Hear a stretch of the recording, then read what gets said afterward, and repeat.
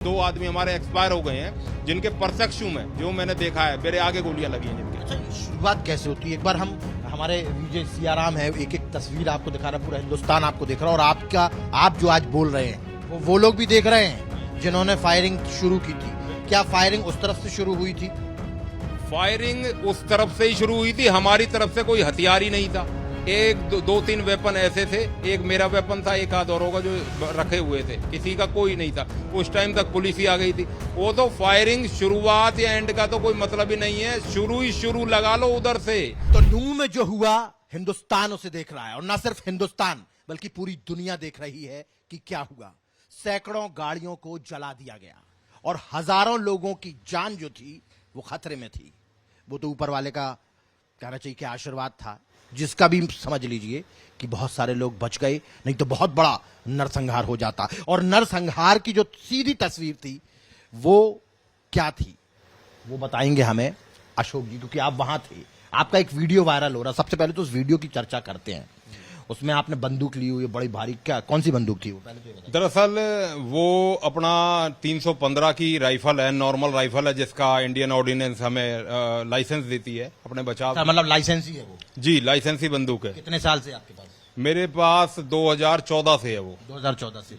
क्यों आपने उसको लिया? आपकी जान को खतरा था या कुछ इस टाइप की बात हुई होती तभी तो आपको लाइसेंस मिला होगा? जी, दरअसल मैंने पहले ही 35 से 40 ऐसे विधर्मियों को पकड़ के दे रखा है जो 10-10, 20-20 हजार के इनामी, 50 हजार के इनामी रहे हैं, और गवर्नमेंट ने मेरे को मेरी सुरक्षा के लिए वो लाइसेंस दिया हुआ है। तो आप एक बात बताइए, जब आप वहां गए, आप प्रत्यक्ष आप वहां पर देख रहे हैं कि वहां पर फायरिंग हो रही है और आपने भी एक फायरिंग किया, तो आपको पता था कि बंदूक ले जाना चाहिए, वहां फायर हो सकता है, इसका मतलब आपको पहले से पता था? दरअसल हर भारत के संविधान के अंदर हर किसी को अपनी सुरक्षा का अधिकार दिया गया है। मैं भी अपनी सुरक्षा के लिए अपनी बंदूक ले गया था अपने साथ में। मेरे को गवर्नमेंट ने लाइसेंस दिया हुआ है। पहले से मेरे 30 से 40 मुकदमों में मैं मुद्दई हूं। मेरी जान को हर समय खतरा है। तो आप मतलब जब भी कहीं इस तरीके से बाहर जाते हैं अपने शहर के, या शहर में भी कहीं जाते हैं, तो क्या वो बंदूक हमेशा साथ में रखते हैं आप अपने साथ? जी, मैं हमेशा अपने साथ रखता हूँ। गवर्नमेंट ने मेरे को दी हुई है सुरक्षा के लिए। गाड़ी में रखते हैं आप? जी, गाड़ी में अपने पास रहती है। फायर आपने किस पर किया था? मैंने फायर किसी पर नहीं किया, मैंने हवा में फायर किया है। भारतीय संविधान के अनुसार सीआरपीसी भी यही कहती है, अपनी सुरक्षा के लिए मैंने पहला फायर हवा में किया है। मैंने दूसरा कोई फायर नहीं किया। अच्छा, एक ही फायर किया? एक ही फायर किया, वो भी हवा में किया। उसके बाद क्या हुआ? उसके बाद पुलिस ने अपना मोर्चा संभाल लिया था। प्रशासन की हम आड़ में आ गए थे। प्रशासन ने सभी को ब्लॉक कर दिया था। सभी प्रशासन ने मोर्चा ले लिया था। सभी प्रशासन आगे खड़ा हो गया था। 2 से 2.5 हजार माताएं बहनें थी वहां पर। उनकी सुरक्षा की जिम्मेदारी। कितने लोग रहे होंगे इस पूरी यात्रा में, ब्रजमंडल की जो यात्रा ही थी? पूरी यात्रा के अंदर मैं नहीं बता सकता, काउंटिंग तो मैं नहीं बता सकता।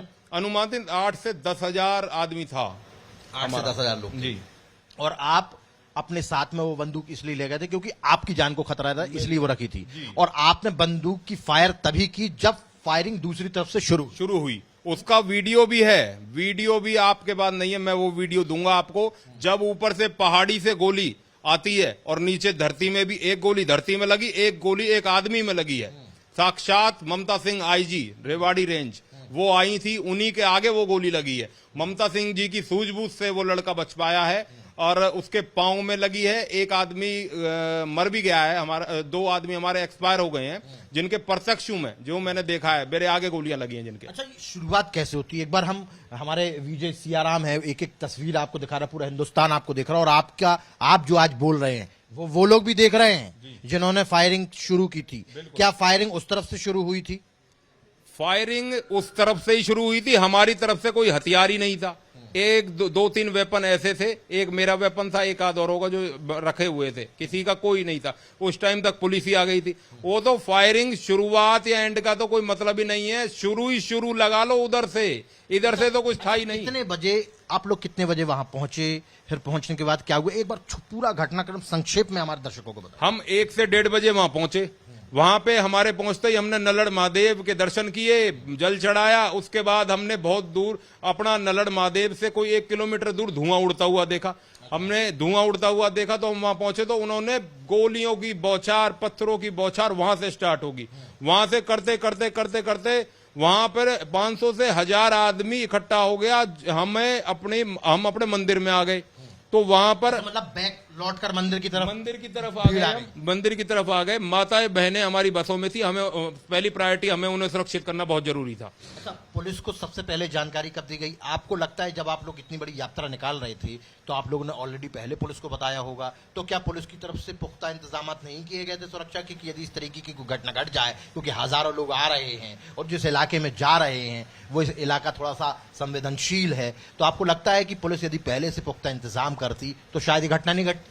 दरअसल पुलिस के पुख्ता इंतजाम पहले से ही थे, चप्पे चप्पे पर पुलिस लगी हुई थी, वहां पर पुलिस थी, मगर पुलिस को भी इतनी बड़ी साजिश का अंदेशा नहीं था कि भाई इतनी तादाद में लोग आ जाएंगे। ये दरअसल प्री प्लानिंग की गई थी और बाहर से लोग बुलाए गए थे। मेवात के कुछ चंद मुट्ठी भर लोगों के साथ बाहर से लोग बहुत थे, जिन्होंने बाहर से लोग का मतलब क्या है, मतलब किस तरफ इशारा है आप? मेरा इशारा कोई क्लियर है, बिल्कुल साफ बोल रहा हूं। बाहर से किसी भी अदर देश के बाहर से भी ताल्लुकात हो सकते हैं और इतनी बड़ी साजिश हो सकती है। मैं अपने प्रशासन से, समूचे राष्ट्र से यही गुजारिश करूंगा कि इसकी गहनता से जांच की जाए, इसमें बहुत बड़ा प्रकरण निकलेगा। के वेपन्स थे उन लोगों के पास जो फायरिंग कर रहे थे? अत्याधुनिक वेपन्स थे, AK-47 तक हमने देखी है। हमने ऐसे बम देखे हैं जो हमारे आगे गिरे, करीब करीब कम से कम अपना कुछ एरिया में आग लग जाती थी। ऐसा वेपन था, हमने आज तक नहीं देखा, हम नहीं जानते। हाँ जी, हम मतलब कुछ एरिया में आग लग जाती थी, जैसे 10-20 गज के दायरे में आग लग जाती थी। पहाड़ी में आपके अंदेशा से पहाड़ी में कितने किलोमीटर के दायरे में वो पूरे के लोग फैले रहे होंगे? क्योंकि जब गोलियां चल रही थी तो आपको अंदाजा हो गया होगा कि किस किस दिशा से गोली आ रही है, कितनी दूरी से गोली आ रही है, क्या चारों तरफ से गोलियां आ रही थी? दरअसल जब गोलियां चल रही थी, गोलियां एक साइड से चल रही थी, दूसरी साइड से अल्लाह अकबर, पाकिस्तान जिंदाबाद के नारे लग रहे थे, पत्थर चल रहे थे तीनों साइडों से, दबादब पत्थर चल रहे थे। उसका प्रमाण स्वयं पुलिस ने भी वो चीजें देखी हैं। पुलिस की गवाही नहीं मानी जाती, लेकिन सबसे बड़ी बात यह है कि आप जैसा कि बता रहे हैं कि इसमें कहीं ना कहीं बाहर के लोगों का भी हाथ हो सकता है, अत्याधुनिक हथियारों का इस्तेमाल किया गया है, तो ये तो 100% इंटेलिजेंस का फेल्यूर है। सरकार भी जानती, सरकार को जवाब देना चाहिए। दरअसल मैं नहीं मानता कि भाई कोई भी आदमी है, सरकार को पता ही नहीं चला कि इतने सारे लोग इकट्ठे हो रहे हैं, इतने बड़े बड़े इतने अत्याधुनिक हथियारों के साथ में हमला करने वाले, तो ये तो इंटेलिजेंस का भी फेल्यूर है। मैं नहीं, देखिए इस बात को मैं नहीं कह सकता बिल्कुल भी इंटेलिजेंस फेलियर है, नहीं है। दरअसल बॉर्डर पे अटैक कर देते हैं, इन विधर्मियों को कुछ पता नहीं है कब कहां से अटैक कर दें। सरकार का क्या, हर जगह पे हर चीज नहीं पॉसिबिलिटी है, मैं नहीं मानता इसमें कोई वो बड़ी बात नहीं है, कहीं पर भी हो सकता था ये काम। अब ये मान के चलिए अचानक कोई आदमी आ जाए या हमारे किसी मंदिर पे बम गिर दे अभी, जैसे तनावपूर्ण माहौल चल रहा है, तो हम इसमें फेलियर कह देंगे? दरअसल ये सोची समझी कोई साजिश इन्होंने बहुत टाइम से कैसे बना रखी थी, कब बनाई या तुरंत की, या इस चीज के बारे में मैं नहीं कह सकता, मगर वहां पे बहुत तादाद में लोग थे। हमारे प्रशासन ने हमारी सेफ्टी की, वो नरसंहार हुआ है, जो 4 से 5 आदमी, हमारे 6 आदमी मरे हैं, वहां पर 400-500 600 की संख्या होनी थी, वो हमारा सरकार ने बचाया है, प्रशासन ने मिला के बहुत बड़ा कांड होने से बच गया है। इस चीज में हम मानते हैं, हम कैसे कह सकते हैं, हमारी इंटेलिजेंस सॉलिड है। अच्छा, एक जानकारी और चाहिए, क्योंकि ये जो कुछ भी हुआ ये बार बार कहा जा रहा है कि दोनों तरफ से वीडियोज आए, मोनू मानेसर का एक वीडियो आया, वहां पहुंचिए, वहां मैं भी आने वाला हूं, तो क्या मोनू मानेसर को टारगेट करने के लिए पूरा का पूरा षड्यंत्र रचा गया था? क्या मोनू मानेसर के चलते ये हो गया? बिट्टू बजरंगी कहते हैं कि मैं आ रहा हूं, जीजा आ रहे, क्या इस तरीके की भाषा का इस्तेमाल करने से ये हुआ?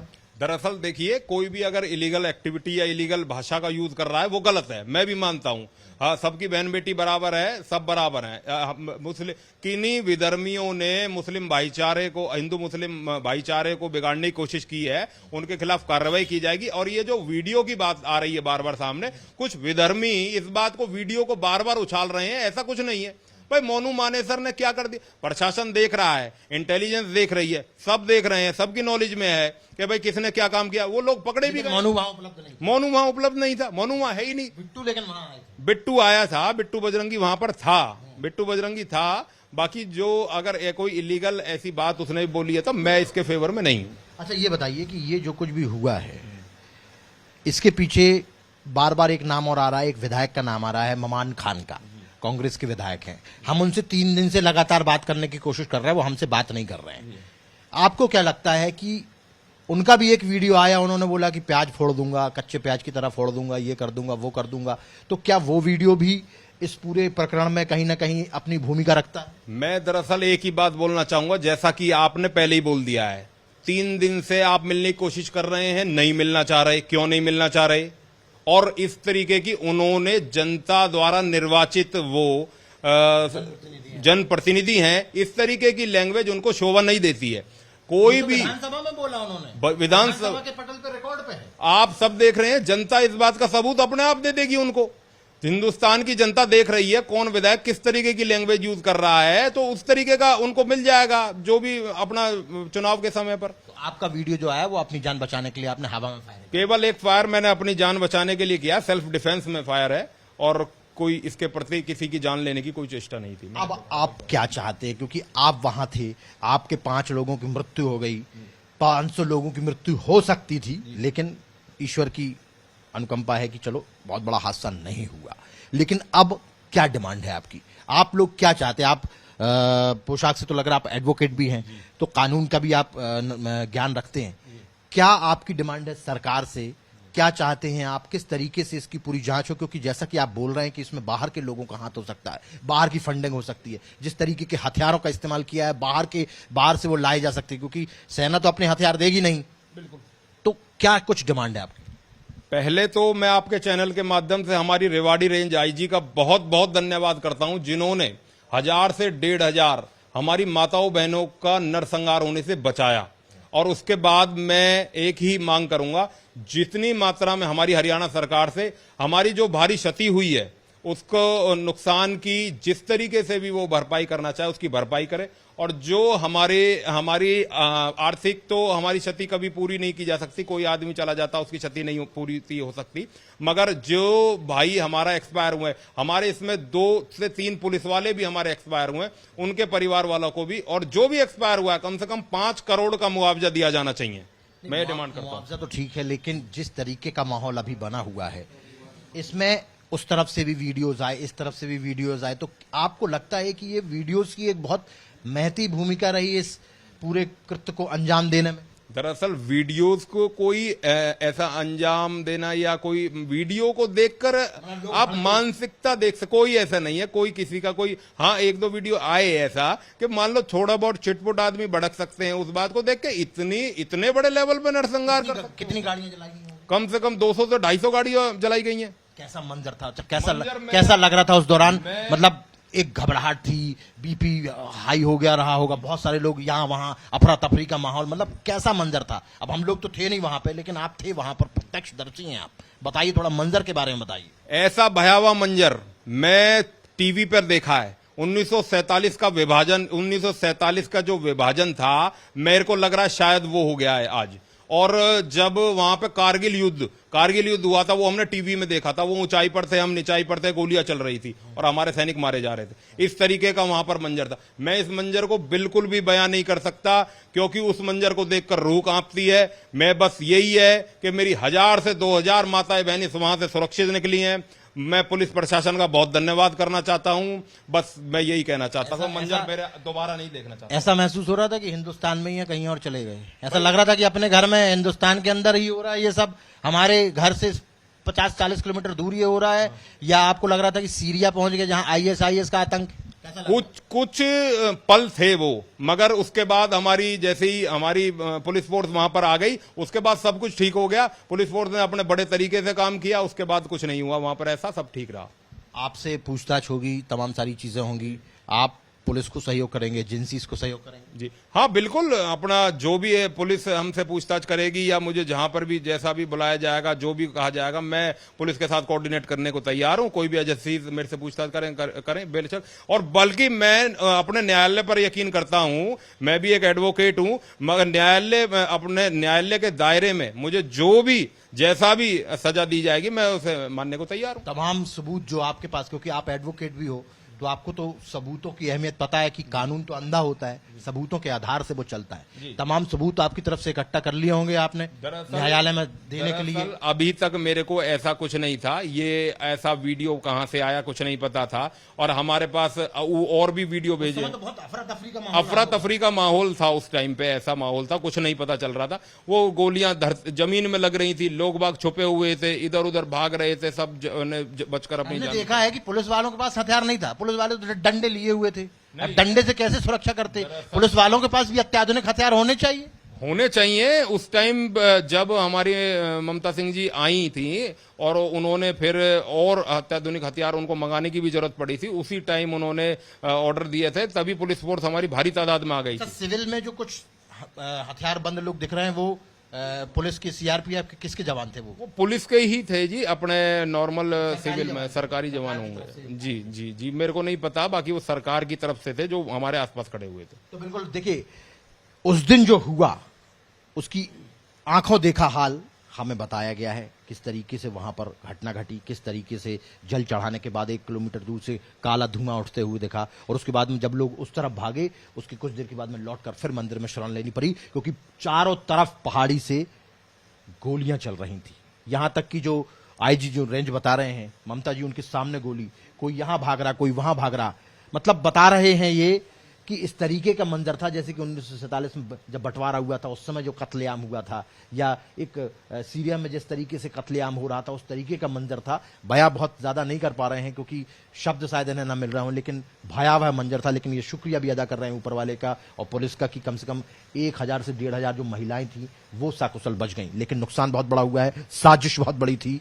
इस पर से पर्दा उठना चाहिए। जिन लोगों ने इस साजिश को रचा है उन लोगों को गिरफ्तार करना चाहिए, उनको सजा मिलनी चाहिए और दोबारा इस तरीके की हरकत ना हो, दोबारा इस तरीके की कोई साजिश न रच सके। इस तरीके की व्यवस्था सरकार को करनी पड़ेगी, राज्य सरकार को भी करनी पड़ेगी, केंद्र सरकार को भी करनी पड़ेगी, और यह सुनिश्चित करना पड़ेगा कि देश संविधान से चलेगा। इस तरीके से कोई भी अपने हाथ में बंदूक लेकर घूमता रहेगा, इस तरीके से नहीं चलेगा।